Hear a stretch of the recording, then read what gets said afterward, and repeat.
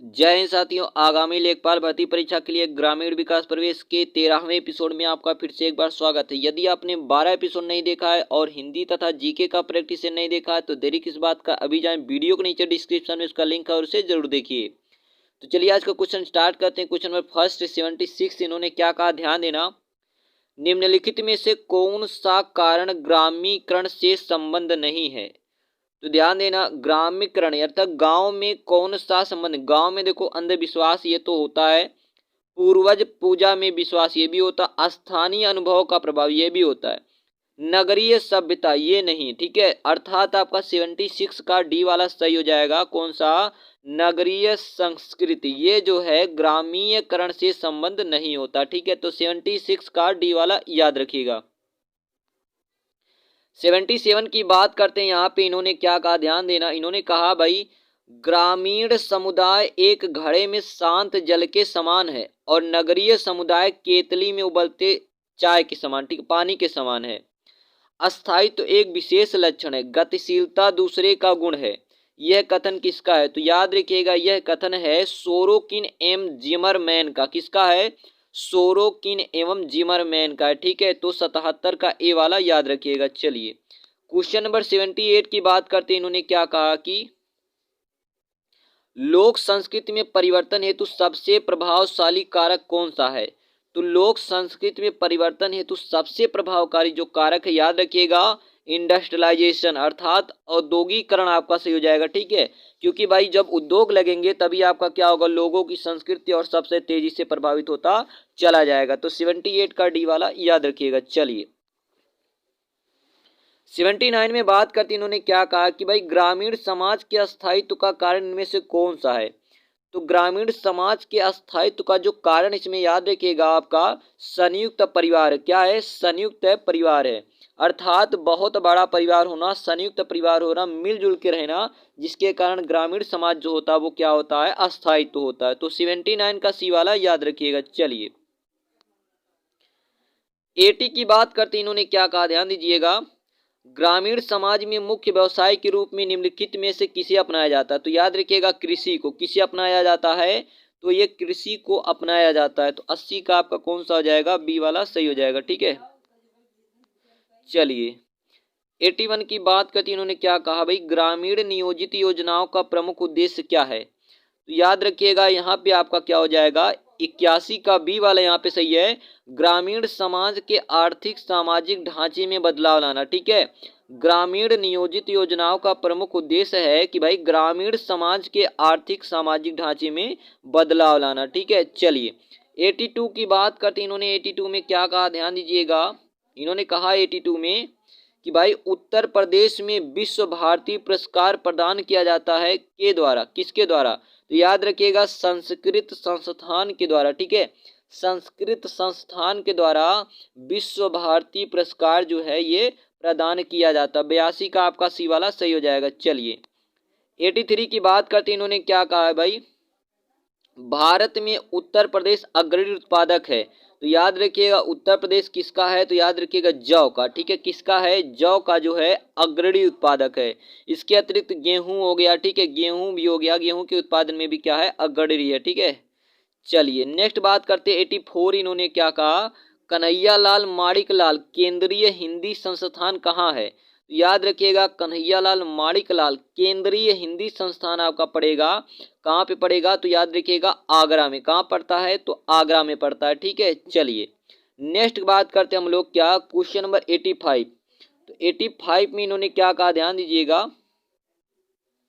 ग्रामीण समाज की नगरीय समाज से भिन्नता बताने के लिए सोरोकिन और जिमरमैन ने निम्नलिखित में से किस मापदंडों को अपनाया? किस मापदंड को अपनाया था? तो याद रखिएगा 85 का यहाँ पे आप लोग कौन सा, सी वाला। कौन सा? सी वाला। ठीक है, विषमता। ठीक है, कौन सा हो जाएगा आपका 85 का?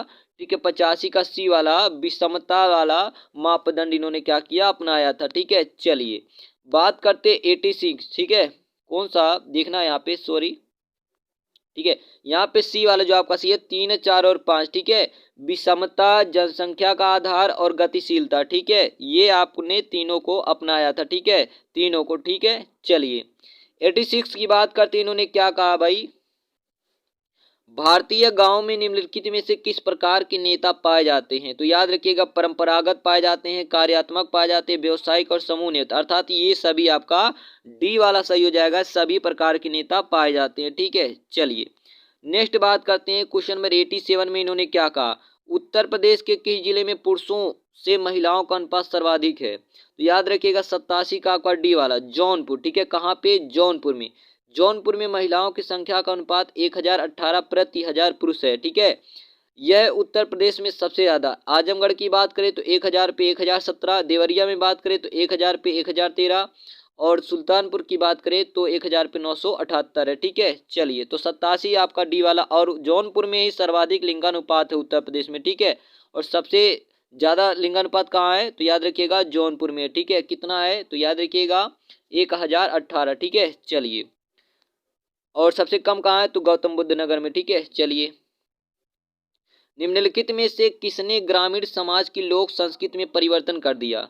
तो ग्रामीण समाज की लोक संस्कृति में परिवर्तन, ये सभी याद रखिएगा, सिनेमा, टेलीविजन, रेडियो, ट्रांजिस्टर, सभी ने क्या कर दिया है? ग्रामीण समाज की लोक संस्कृति में परिवर्तन कर दिया है। चलिए 89 की बात करते हैं, इन्होंने क्या कहा, निम्न में से कौन सी ग्रामीण समुदाय की विशेषता है? तो ग्रामीण समुदाय की विशेषता कौन सी है? तो याद रखिएगा यहाँ पे उपयुक्त सभी, क्या? उपयुक्त सभी आपका ग्रामीण समाज की विशेषता है। ठीक है, चलिए 90 की बात करते हैं, इन्होंने क्या कहा 90 में, चकबंदी का संबंध निम्न में से किससे है? तो ध्यान देना, चकबंदी का जो संबंध होता है भूमि सुधार कार्यक्रम से होता है। ठीक है, चकबंदी में क्या होता है, किसानों को बिखरे खेत, ठीक है, किसानों के जो बिखरे खेत होते हैं वो एक स्थान पे कर दिया जाते हैं बटोर के, चकबंदी में। ठीक है, तो 90 का आपका ए वाला सही हो जाएगा। चलिए 91 की बात करते हैं, इन्होंने क्या कहा है, भारत के किस कार्यक्रम को विश्व बैंक ने विश्व का सबसे बड़ा सार्वजनिक कार्य योजना माना है? तो याद रखिएगा मनरेगा को। ठीक है, और इसकी स्थापना कब? 2006 में इसका स्टार्ट किया गया। ठीक है, ठीक है, चलिए 92 की बात करते हैं, इन्होंने क्या कहा भाई, वर्ष 2011 के जनगणना के अनुसार उत्तर प्रदेश का सर्वाधिक साक्षर जनपद कौन सा था? तो याद रखिएगा जो उत्तर प्रदेश का सर्वाधिक साक्षर जनपद था वो कौन सा था? तो कानपुर नगर था। कौन सा? कानपुर नगर। इसके बाद अगर हम लोग बात करें तो ध्यान देना, तो कानपुर नगर से पहले भी आपका कौन है? गौतम बुद्ध नगर। सबसे पहले गौतम बुद्ध नगर, इसके बाद कानपुर, इसके बाद औरैया, इटावा, गाजियाबाद। ठीक है, ध्यान दीजिएगा। और उत्तर प्रदेश साक्षर जनसंख्या में तीसरे स्थान पे है। सर्वाधिक साक्षरता वाला जो जिला है गौतम बुद्ध नगर, कानपुर, औरैया, इटावा, गाजियाबाद। तो यहाँ पे कानपुर आपका सही हो जाएगा। ठीक है, चलिए नेक्स्ट बात करते हैं 93 में, इन्होंने क्या कहा, ध्यान दीजिएगा, उत्तर प्रदेश किस उत्पादन का सबसे बड़ा उत्पादक नहीं है?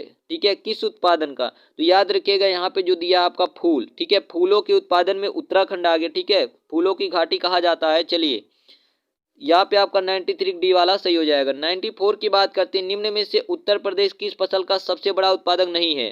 तो याद रखिएगा किस फसल का नहीं है? तो याद रखिएगा यहाँ पे 94 का बी वाला सही हो जाएगा, आलू का। ठीक है, आलू का सबसे बड़ा उत्पादक नहीं है। बाकी तो आपका आलू हो गया। ठीक है, सॉरी, चावल का सबसे बड़ा उत्पादक नहीं है। ठीक है, आलू का, गन्ना का और गेहूं का सबसे बड़ा उत्पादक उत्तर प्रदेश है। ठीक है, 95 की बात करते इन्होंने क्या कहा भाई, किस व्यवस्था में भूमि पर ग्राम समुदाय का संयुक्त स्वामित्व होता है? तो याद रखिएगा 95 का बी वाला, महालवाड़ी व्यवस्था। कौन सा? महालवाड़ी व्यवस्था में भूमि पर संपूर्ण समुदाय का संयुक्त स्वामित्व होता है। ठीक है, 95 का आपका बी वाला सही हो जाएगा। ठीक है, चलिए 96 की बात करते हैं, इन्होंने क्या कहा, ग्रामीण पर्यावरण की सुरक्षा किसके रोकथाम द्वारा की जाती है? तो याद रखिएगा यहाँ पे 96 का आपका डी वाला सही है। ठीक है, वायु प्रदूषण की रोकथाम करके, जल प्रदूषण की रोकथाम करके, मृदा प्रदूषण की रोकथाम करके। ठीक है, चलिए 97 की बात करते हैं, इन्होंने क्या कहा, ध्यान दीजिएगा, ग्रामीण प्रदूषण। ठीक है, ग्रामीण पर्यावरण में वायु प्रदूषण होता है। तो याद रखिएगा उपयुक्त सभी से। ठीक है, घरेलू चूल्हों तथा धूम्रपान द्वारा, मोटर वाहनों द्वारा, उद्योग धंधों द्वारा। ठीक है, 97 का आपका डी वाला सही हो जाएगा। 98 की बात करती इन्होंने क्या कहा, ध्यान देना, भारत में ग्रामीण परंपराओं का अध्ययन करने वाले विदेशी समाजशास्त्रियों को कौन नाम से सही है? ठीक है, तो यहाँ पे 98 का याद रखिएगा सी वाला, मैकिम मैरियट एवं रेडफील्ड। ठीक है, मैकिम मैरियट एवं रेडफील्ड। ठीक है, चलिए 99 की बात करते इन्होंने क्या कहा, ध्यान देना, राष्ट्रीय ग्रामीण आजीविका मिशन किस कार्यक्रम का नया रूप है? तो याद रखिएगा, ये आपका सी वाला स्वर्ण जयंती स्वर रोजगार योजना, ठीक है, इसका एक नया रूप है। आगे बात करते हैं 100 नंबर क्वेश्चन की। तो इन्होंने क्या कहा, ध्यान दीजिएगा। तो 100 में यहाँ पे इन्होंने देखो क्या कहा कि भाई निम्नलिखित में से कौन सा राष्ट्रीय ग्रामीण पेयजल कार्यक्रम का लक्ष्य है?